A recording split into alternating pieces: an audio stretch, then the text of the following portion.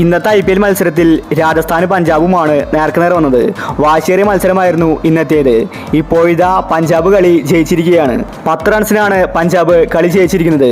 അവസാനം വരെ രാജസ്ഥാൻ പൊരുതി നോക്കി, പക്ഷെ അവർക്ക് ജയിക്കാൻ സാധിച്ചില്ല. അപ്പോൾ ഇന്നത്തെ കളിയെ പറ്റിയാണ് നമ്മൾ ഈ ഒരു വീഡിയോയിൽ നോക്കുന്നത്. ഇതുപോലത്തെ IPL ന്യൂസിന് വേണ്ടി ചാനൽ മറക്കാതെ സബ്സ്ക്രൈബ് ചെയ്യൂ. രാജസ്ഥാൻ വീണ്ടും തോറ്റിരിക്കുകയാണ്. രാജസ്ഥാൻ ടീമിൽ മികച്ച കളിക്കാരുണ്ട്, പക്ഷെ അവർക്ക് നല്ല രീതിയിൽ ഫിനിഷ് ചെയ്യാൻ സാധിക്കുന്നില്ല. അതാണ് രാജസ്ഥാന്റെ പ്രശ്നം.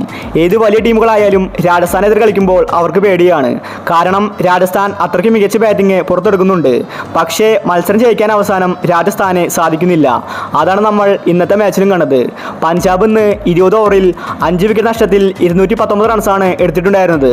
പിന്നീട് രാജസ്ഥാൻ സെക്കൻഡ് ബാറ്റിംഗിൽ 20 ഓവറിൽ 209 റൺസ് മാത്രമേ എടുക്കാൻ സാധിച്ചുള്ളൂ. രാജസ്ഥാൻ അവസാനം പരാജയം അടിയറ വെച്ചു.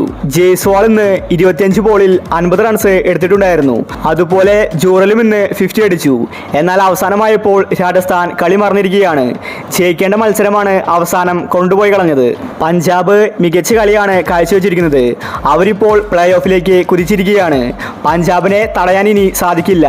രാജസ്ഥാൻ ഈ IPLൽ ഏറ്റവും മോശം കളിയാണ് പുറത്തെടുക്കുന്നത്. രാജസ്ഥാൻ എത്ര നന്നായിട്ട് കളിച്ചാലും അവസാനം പരാജയം അടിയറ വയ്ക്കുന്നു. അതാണ് രാജസ്ഥാന്റെ പതിവ്. ഇന്ന് രാജസ്ഥാൻ ടീമിൽ സഞ്ജു കളിച്ചിട്ടുണ്ടായിരുന്നു. സഞ്ജുവിനെ 20 റൺസ് എടുക്കാൻ മാത്രമേ സാധിച്ചുള്ളൂ. പിന്നീട് സഞ്ജു ഔട്ടായി മടങ്ങി. രാജസ്ഥാനെ പ്രധാനമായും ബാറ്റിംഗിലാണ് പിഴയ്ക്കുന്നത്. നല്ലൊരു ഫിനിഷർ ഉണ്ടെങ്കിൽ രാജസ്ഥാനെ ഒരുവിധം എല്ലാ മാച്ചും ജയിക്കാൻ സാധിക്കും. ഈ IPL ഇനി രാജസ്ഥാന് രക്ഷയില്ല.